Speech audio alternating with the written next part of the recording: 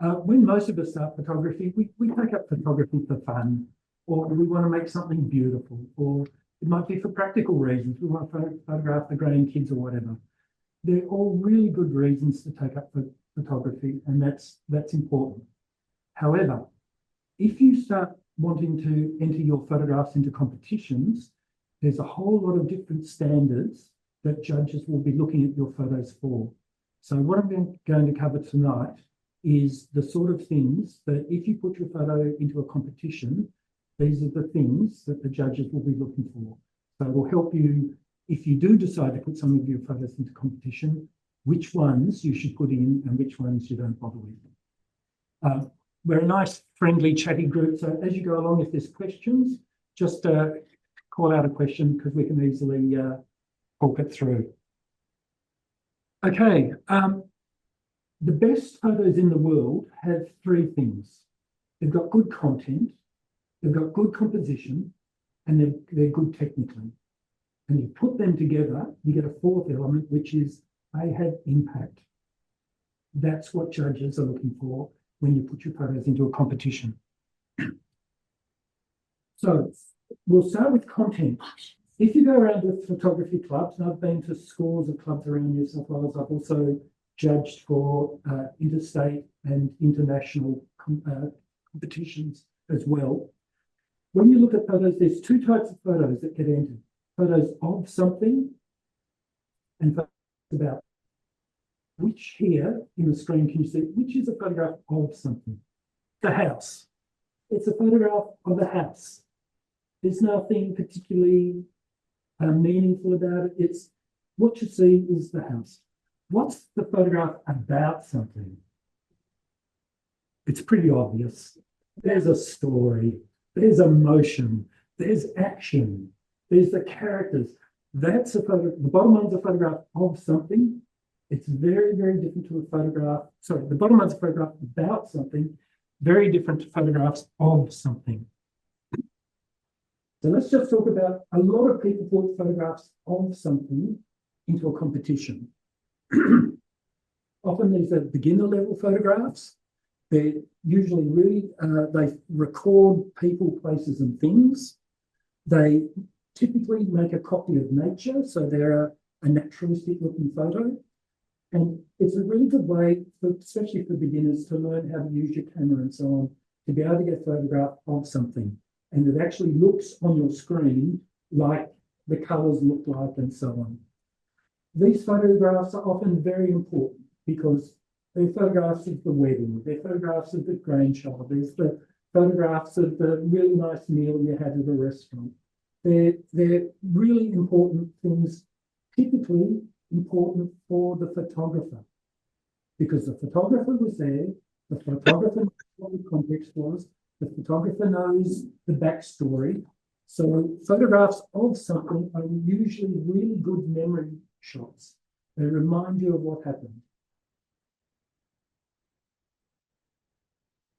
If you put a photograph of something into a competition, and I'm talking about, at the moment, I'm talking about FCC competitions, because when you get judges in, they'll give feedback on your work. What they'll be looking at is, okay, it was a naturalistic photograph of the meal you had or the wedding you went to or whatever. They're going to look at, is the lighting on your main subject? And it's amazing the number of photographs where your main subject is in one area and the lighting's off somewhere else.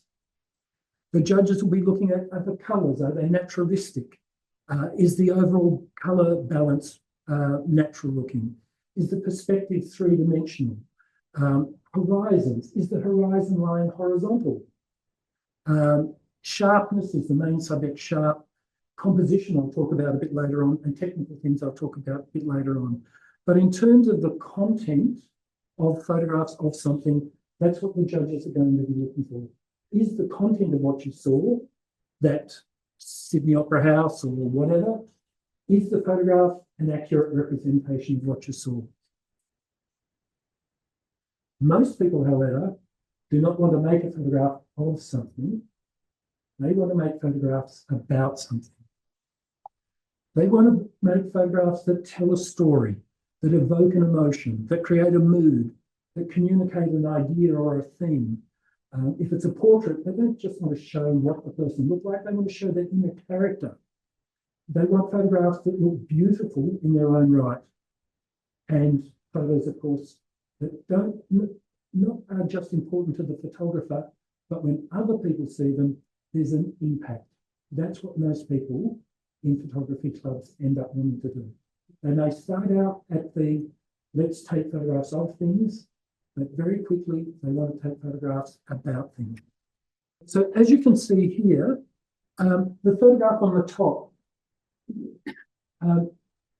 we've had some people talk about intentional camera movement. Most intentional camera movement is deliberate camera movement, but there's no intention.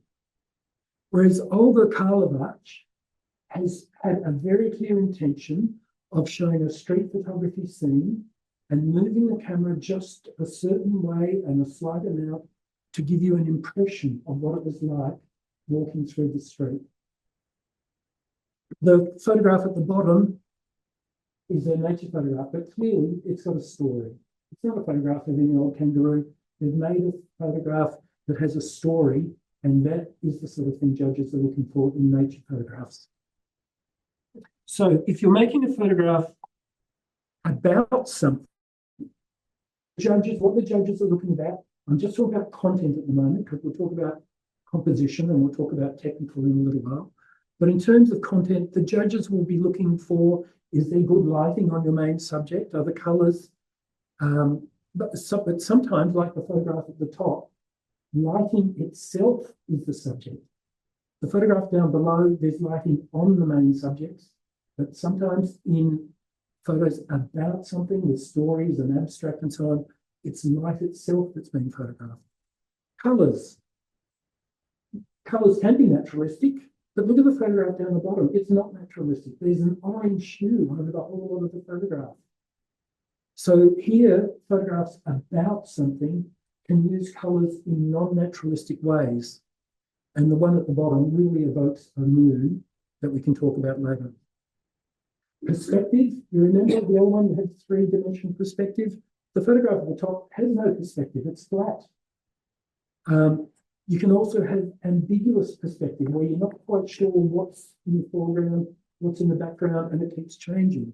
You can have atmospheric perspective, not linear perspective, which is what you get in traditional naturalistic photos. Horizons.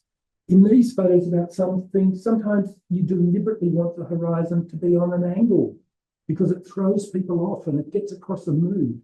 Or sometimes the photographs will have no horizon. If you're standing up high and you're shooting down, there's no horizon, so the horizon disappears altogether. And sharpness, some things may be sharp, some things may be blurred, some things may be totally distorted in photographs about something, because photographs about something are going beyond just making a naturalistic copy. It's not about communicating and creating stories and mood and so on. Okay, so just to make that a bit clearer, this is one way that judges score. So if you put in a photograph that's a photograph of something, so it's a memory shot, it's a snapshot, it's a postcard, a selfie, it's probably very important to the photographer, but it's a pretty standard content. It's not going to necessarily have an impact on anyone else. So you'll get 1 point if you put that sort of photograph in content. If you put a photograph in about something, it's got a bit of a story or whatever, but it's a pretty ordinary everyday story, nothing much news happening, you'll get 2 points because it's a story, but it's not really a story that takes you to the new level, the third level being something's unexpected and insightful. It's a story or an atmosphere or a mood or whatever that takes you to another level. And that's the sort of really high level that the best photographers in clubs in New South Wales are hitting. So just to make that a bit more concrete, is this a photo of something, or is it about something that's expected, or is it about something that's unexpected? It's a photograph of something. If you go to clubs up the Central Coast, This is their main subject. Everyone, it's just this, it's got beautiful lighting on it. It's nice and sharp and so on. Technically, it's very well done. But content-wise, it's just a photograph of something. So what score is it going to get? 1. Okay. What's this? Another nature shot? Is that a photograph of something, about something, or that's expected, or something that's unexpected? Expected.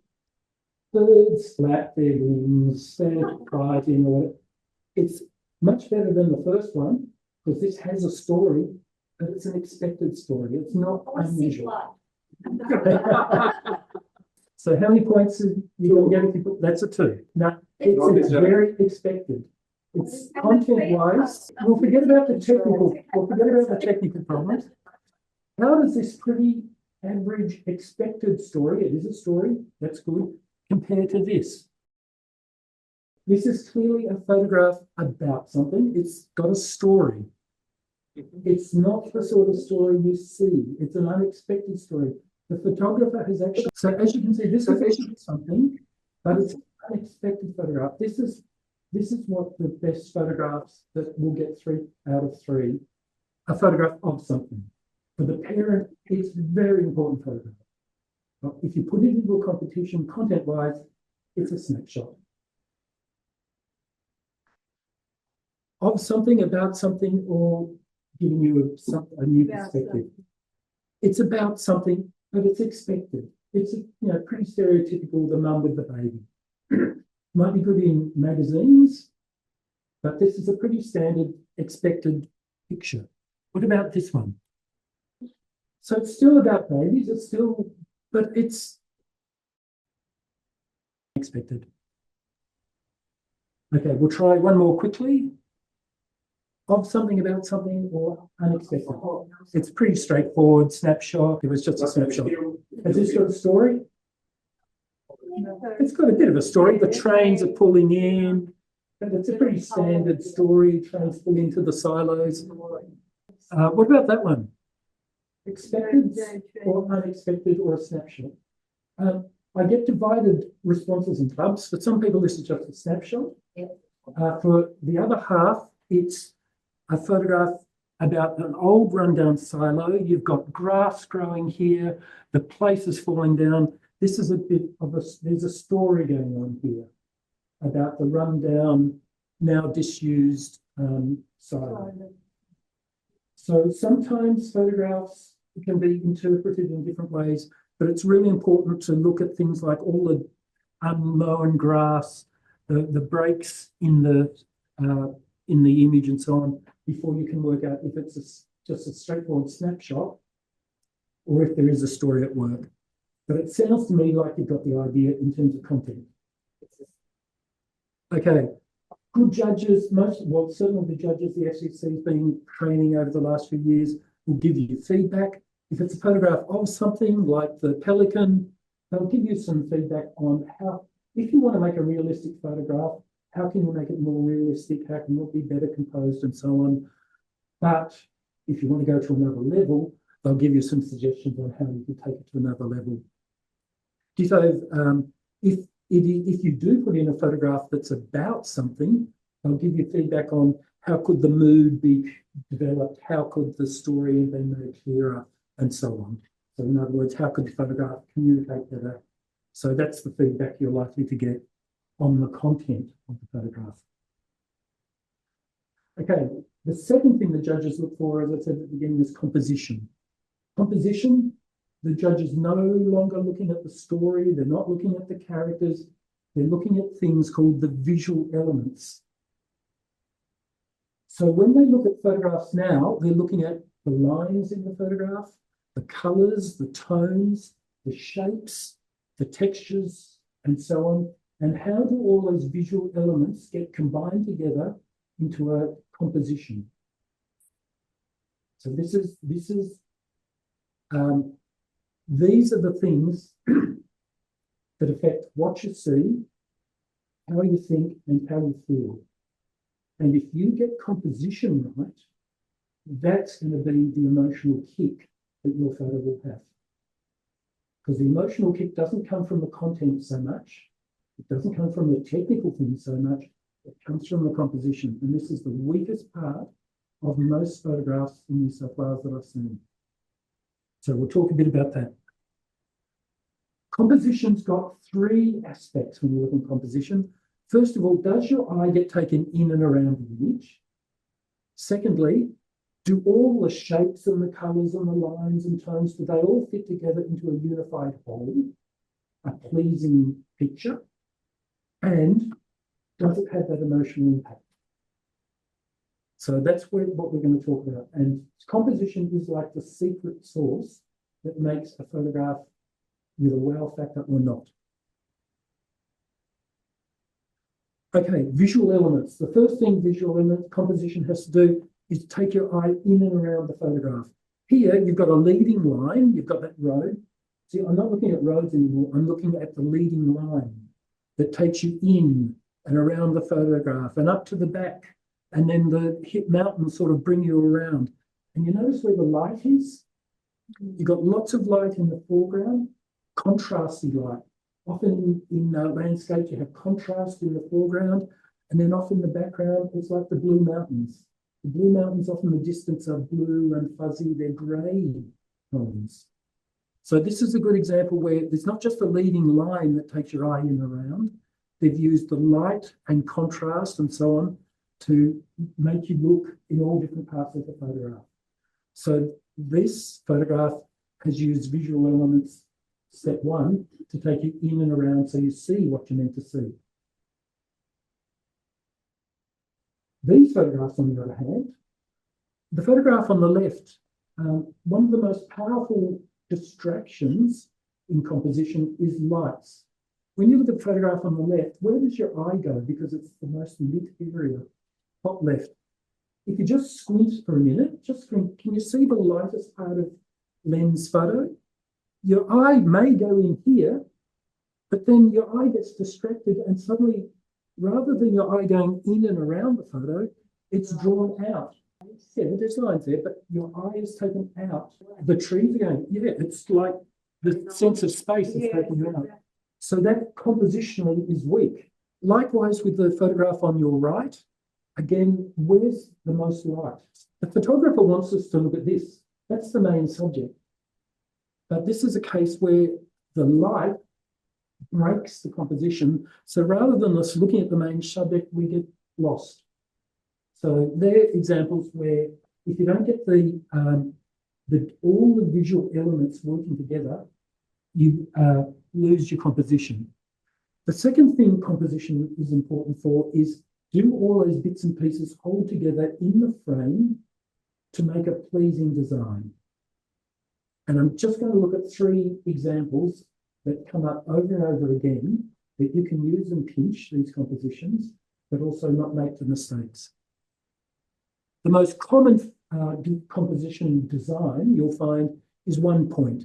You've got someone or a boat or whatever. On the left, bottom left, you've got a leading line that takes you into the buoy, and there's lots of light on the buoy, and the stuff in the background, it's a little bit busy, but basically it's out of the way, so we know what the main subject is. But these are one-point designs where you've just got one little subject and you need all the different elements to contribute to that one subject.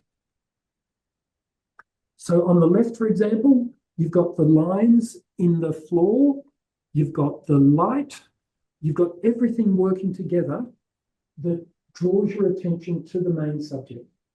So that's an example where all the different elements, lines, tone, colour, texture, and so on, all contribute and work together. The photograph on the right, the shape is right in the middle. You've got all the sort of things that are working pretty well, except for one little thing. What's distracting you out of the photograph again? Top left-hand corner, that's the light takes your eye out again. How could you fix that? A little vignette, a little bit of darkness here on the top left-hand side. So although that photograph is a good portrait, there is a bit of a distraction, but it's easily fixed. You can easily fix these things in Photoshop or Lightroom or whatever. Here's another example where all the different elements don't work together. You've got leading lines pointing to the main subject's a woman. The leading lines are pointing to her. You've got a frame on either side with the dark tree, so that's good. The trees on either side are like framing the main subject. But again, and this happens in so many clubs, the light off in the distance just distracts you and takes you away from the main subject. So always check when you put your photos into a competition, always check the edges that the light isn't taking you out, and always check that the light is on your main subject, not off in the distance, drawing your eye away to the far bush. Okay, so that was one design where all the different elements, you can put them together so they work, and be careful so they don't work. There's a question there. Okay, this is the second type of design. When you put your photographs together, the first one was you had just a single subject. Here we have design based on movement, which is much more interesting than just having a single subject. It's a famous minimalist photograph by Michael Kenner.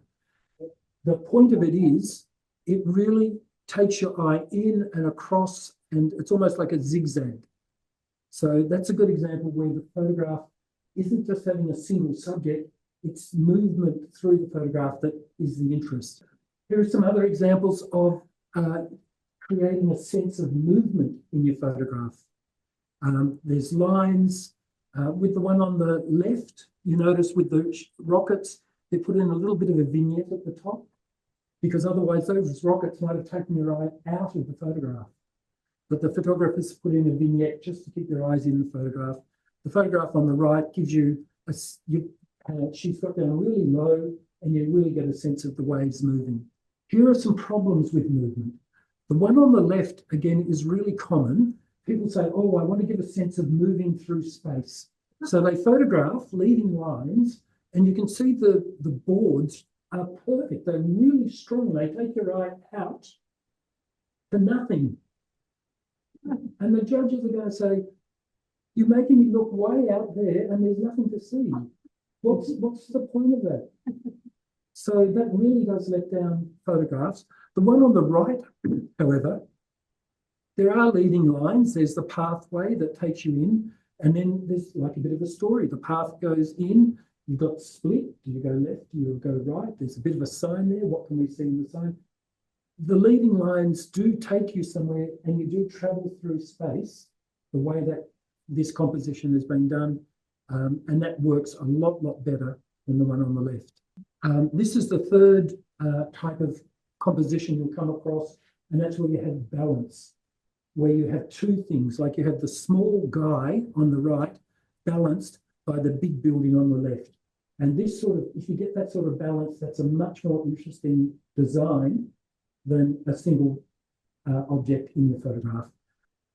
Design can be symmetrical or asymmetrical. What do you think this one is? Asymmetrical. You've got this tiny woman in the white top, balanced by the gigantic rocks on the far right-hand side. So when I say a photograph can be balanced, you can go to buildings and you'll come up with a symmetrical balance, and that can look really good if that's the impression you want to get across, of stability and strength and so on. Or you can have asymmetrical balance like this, where visually that tiny little person on the left is balanced by all the stuff on the right. So again, that's going to be a much more interesting photograph than just a single person. Now, this is the most important thing. Those visual elements I told you about, tone, color, line, shape, form, and so on, they can help point things and be arranged in a photograph, but they all have an emotional impact.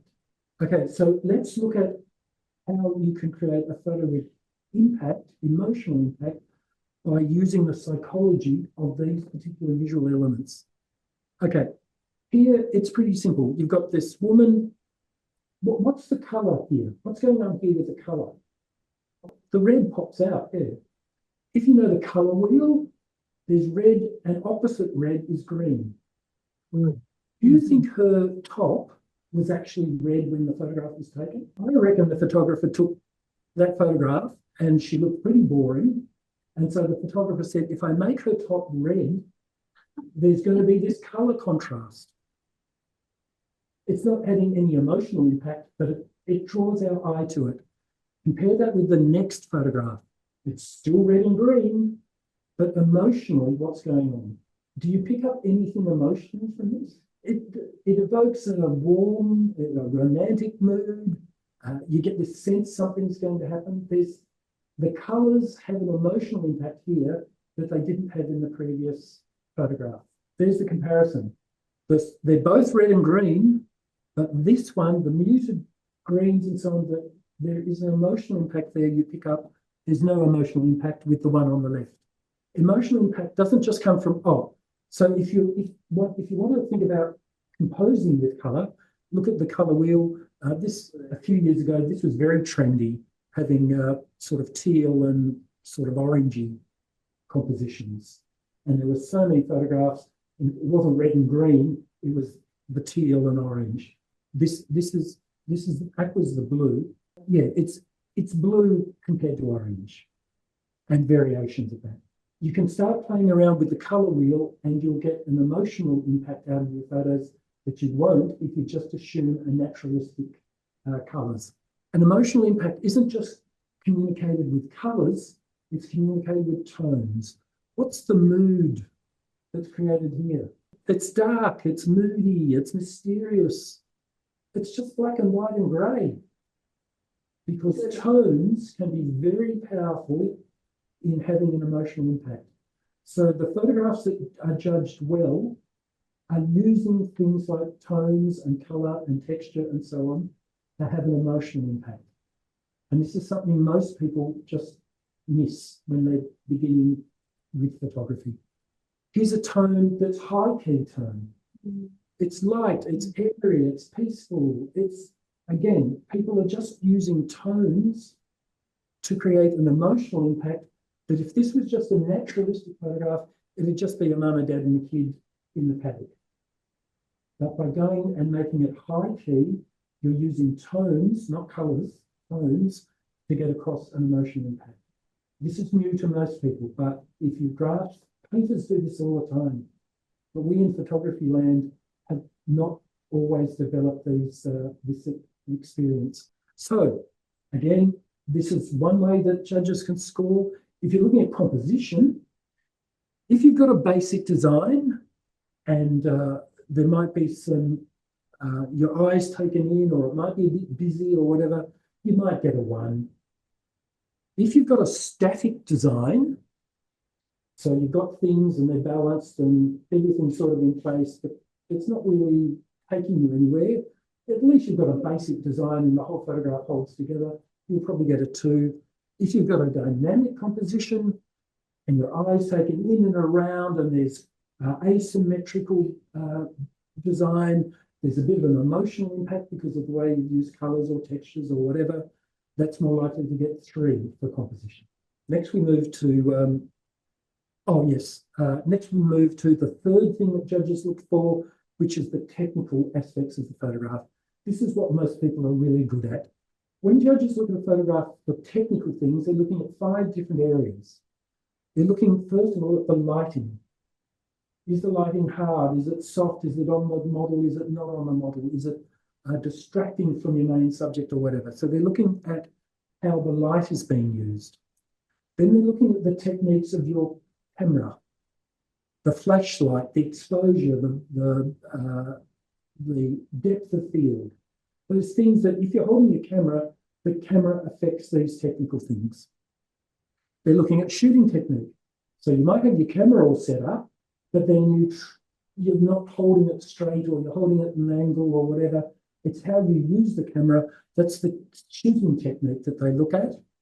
There's post-processing. So when you put your image into Lightroom or Photoshop or whatever, are there problems with the post-processing? And then they'll also be looking at the print and presentation. So that's the 5th technical area that they'll be looking at, the paper choice, or if you're doing it as a digital file, if it's the right size and so on.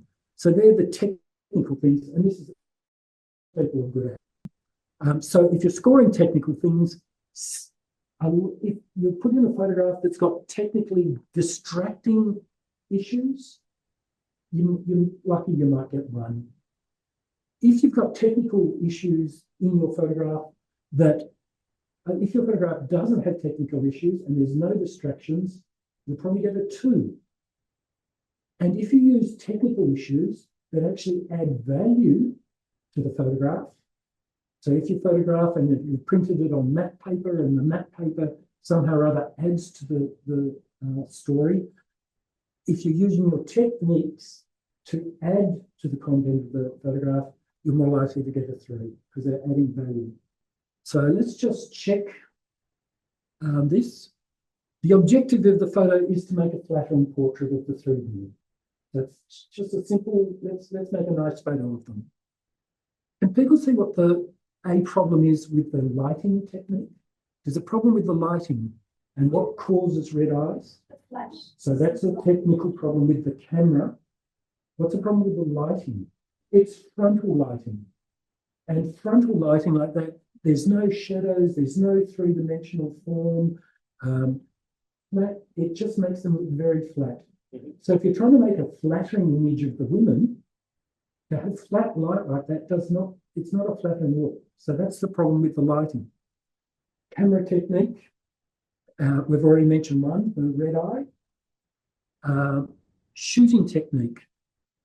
You will see the photographer's got the camera and he or she has done something wrong that has made this not a flattering photograph. The photographer is standing up high and pointing the camera down at those women.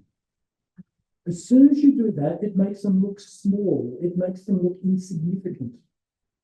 If you're trying to give a flattering photograph of the women, the photographer should have had their camera at eye level or even a bit below eye level.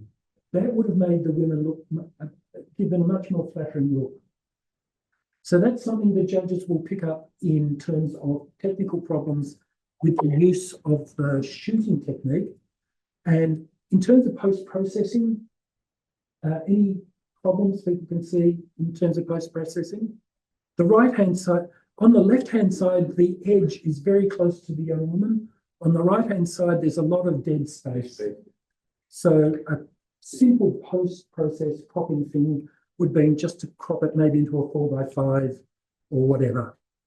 There's one other thing that, particularly for portraits, and this is a bit specialist, but if you're doing portraits, which I know some people are, the main thing that leaps out if you're doing portraits is you never crop people at their chest or at the hips or their backside. Because if you crop them at the widest part of their body, it makes everything else look fat or big. So you never crop at someone's joints. Yep. And you always crop below the chest or above the chest. Or ditto for around your hips, below the hips or above the hips. But if you crop at the waist, it will make the model, it'll make the model look thinner. But if you crop up here, it makes them look wider. So that's a cropping technique that the judge might be looking for. Oh, so what score would you give out that as in terms of technical problems? Is it 1, there's so many that they're so distracting, it's a 1, or it's pretty good, or it's the techniques have added value? Yeah, I think that's a 1 for technical. So they're just the things we've talked about. Okay, again, just some quick technical issues because we're almost at the end. What's the objective of the photo? Yeah, it's a seascape. We want to show the power of the sea, or we want to show space, how things go off into the distance. When we go to sea salt in a couple of Fridays, there's lots of seascape areas you can photograph there. So have a look at what makes a good seascape. We'll just quickly go through because we're running out of time. Lighting problems, can people see what the main lighting problem is? There is no light. Everything is grey. If there was light, there'd be areas that are well lit and areas of shadow. There's none there. It's just a flat day because it was probably a very cloudy day. So it needs to go to the next level. It needs much better lighting. Shooting technique. If you're doing landscapes or seascapes, as you will be in a couple of weeks, what should the photographer, generally speaking, for a good landscape, what should you do with the camera? Get down low, because good landscapes in general, you want lots of detail in the foreground to give you a sense of space going off into the distance. And the third thing is post-processing. There's all sorts of problems with the post-processing. We'll skip through those. This is one way that judges will score. So in terms of technical, we've talked about that. If you've got 3 points for a really unexpected, interesting subject, and you've got a dynamic, interesting composition, and you've got some innovative use of your techniques, you're likely to get 1 extra point, which will be that impact. For judges, you're lucky to see 1 photo a club, because that is so rare to get that extra point. But when you see them, you just know we amateur photographers can come up with absolutely earth-shattering photographs. And it's really, really exciting when you come across those photographs. So just to summarize, don't just go out and take a camera and just take a snapshot of things. So when you take your camera, you'll see interesting subjects. But instead of just thinking of interesting subjects, think, can I make this an interesting photo through the content? Can I turn this interesting person into a story? Can I show the atmosphere or the mood of what was going on there? Are there ways I can show that person in a way that hasn't been seen before? Can I use composition that will draw people's eyes in and people will become engaged with the photo? And can I make sure the technique looks effortless? There's nothing worse than seeing photographs, just to use intentional camera movement again. You go there, you can see the photographer's gone flick, and that's their intentional camera movement. They've shown us the technique. They've shown us the technical stuff. There's nothing about composition or content. And if your photo then elicits a visceral or visual or emotional impact, you know you've made it. Okay, there's some specifics. Coming up at the end of this month, the FCC opens this Top Shot exhibition. This is for individual photographers. You can put your photographs in. They'll be competing against photographers across New South Wales. It's a really good, fun thing to do, and you often learn heaps. There are 9 categories, and I just want to briefly give you a heads up on the biggest problems that we've had in the past when judging. Scapes, make sure it's not just a photograph of a tree or a hill. Try and get something else in there. A sense of space, or maybe there's a bit of history or a story or something. Maybe there's some spirituality or something. I don't know.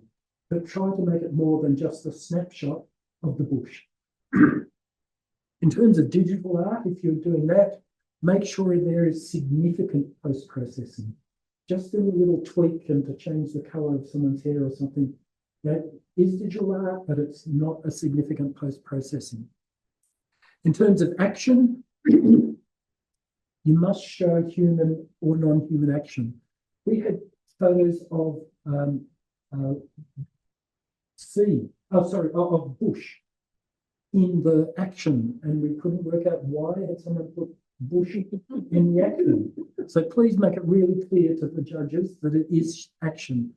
In terms of urban, it must be the street environment. It must be built-up environment. It can be buildings, streets, parks, anything, as long as it's part of the built-up environment. For people in country towns, it can be their main street. It doesn't have to be a city.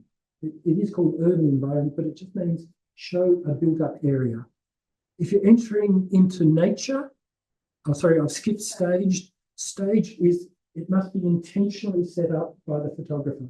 So if you just see a few beer cans in the street and you're just going to click, it is a still life. It is, but it's not staged. You really need to show that you staged the actual photograph. In terms of nature, nature hasn't changed.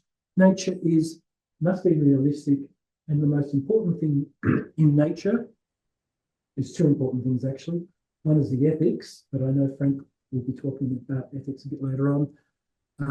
And the other thing is that it has to tell a story. So just putting a photograph of a bird is not going to take you to the level, because the definition for nature says the most important thing in nature shot is that you tell a story. Flora, it must predominantly be a plant, part of a plant, or groups of plants, and yes, fungi. That's mine. Fine art print, there's two things in fine art print. If you're printing, I know most people here are digital, but if you are thinking of printing, fine art means you must have a story or a mood or an atmosphere, or there has to be something going on, an idea. But also the printing on the paper, use the paper in a way that the paper adds value to the story. So the texture on the paper, the colour of the paper, or whatever. And in terms of portraits,